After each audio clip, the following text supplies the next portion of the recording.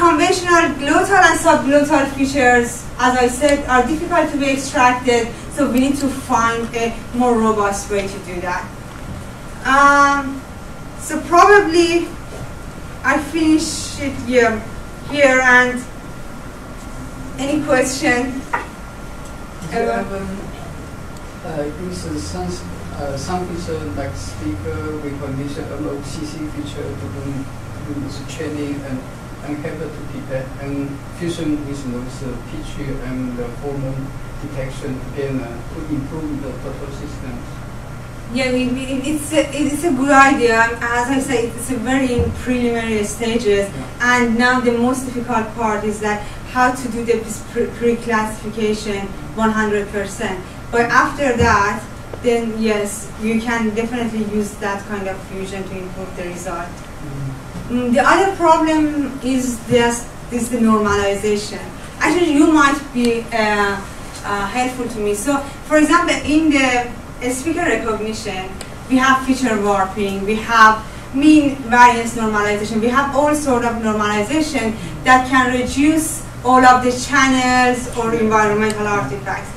In the babies, if you want to classify between pathologies and normals, they are either normal or they are pathology. I mean, you always have just one sample. So when you are thinking about normalization, it's very hard to do that. So this is another problem. How you can remove all of the other environmental artifacts from the cry. But for us, it's easy because, for example, we have different channels, we use NAP, and we just remove all the artifacts. Yeah, so it's another issue in that kind of a study. It's something that it works, it would be very good, but actually, yes. From let's say, trained experts with the tools that you provide like this, I think they are able to 100% detect 100% accuracy, with 100% accuracy. Am I correct? With different pathologies. With different pathologies. For the automatic one? No, I'm talking about human. Oh, the human, yes. Yeah, I mean, listening is one way, but I think with your display, your formants, and all this, I think they are able to read in a better way, right? So, yes. So these tools, at least they can help as an assistant to the doctors. Yes. Nurses. But automatically, now I think what you study here, we have not put into the automatic mechanism. Actually, we put it, the results now is about 70-something%. Okay. You still can get that, but it's because for the infant cry, especially for pathologies, you need to be above 90%. Yes. Otherwise, it's no use, you know. Wrong treatment. Exactly. So it's still a long distance to get there. But as you mentioned, I wanted to mention that the trend of developing different instruments for the infant cry analysis was very interesting, because it started in hospitals and with doctors. It was not like signal processing at all. So they started from getting images from larynx, they started from getting respiration tapes of the babies, and based on that they made decisions. Then when the spectrogram tapes were available, there was a revolution in infant cry analysis, because then they look at the spectrogram, and the same way that I showed you, they could say, okay, this is the first formant, second formant, and we have a rise here, we have a fall here, so it means that. So it was very useful for them. But the point is, yes, Nurse or doctor, the nurse or doctor. Yes, they know how to do that, especially actually in Helsinki, IT, and all of those countries, Finland, Helsinki, they had lots of research in spectrogram analysis about in 1970s.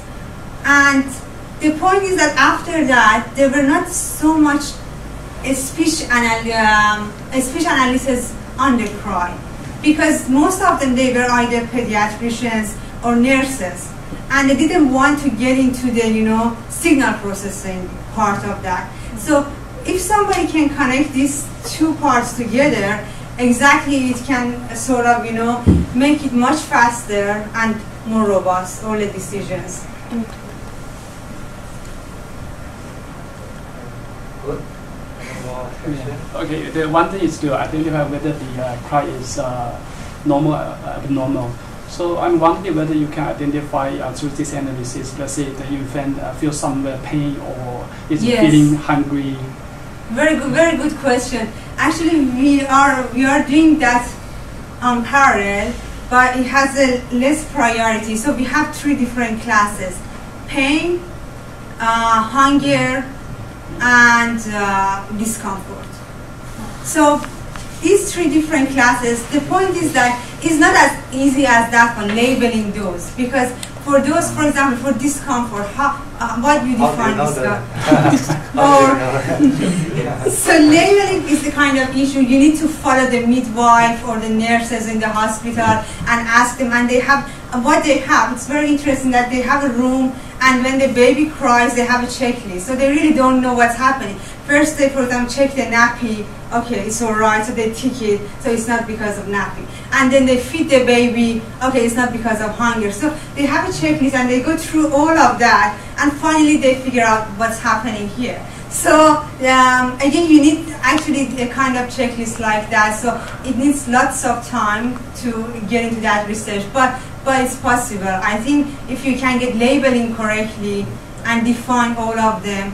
For hunger is easy because usually you can always get it, for example, 1 hour before feeding time, before noon time. So they're always, or for the pain, whenever the baby has vaccination, you can record the data. So these 2 are not very confusing, but for example, discomfort is a bit confusing. Yes? Is partial hearing impaired has any unique cry pattern compared to normal? Partial hearing impaired. Yes, it has, because okay, what you see is that there are very sharp transition in the fundamental frequencies for the hearing impaired. Also, actually, I have some samples I can play later. It's very sharp and distinctive at certain times. And the other thing is that because they has already lost the feedback of the auditory modeling, they are very sporadic. So you cannot really, for example, the normal ones is always like but these ones are not like that. So you hear very sharp noise, and then it's a silence, complete silence afterwards, and again you hear a sharp noise. So it's totally different. Okay, I think it's time to conclude. Let's thank artists. So with that, we end today's seminar. Thank you for your coming. Thank you very much.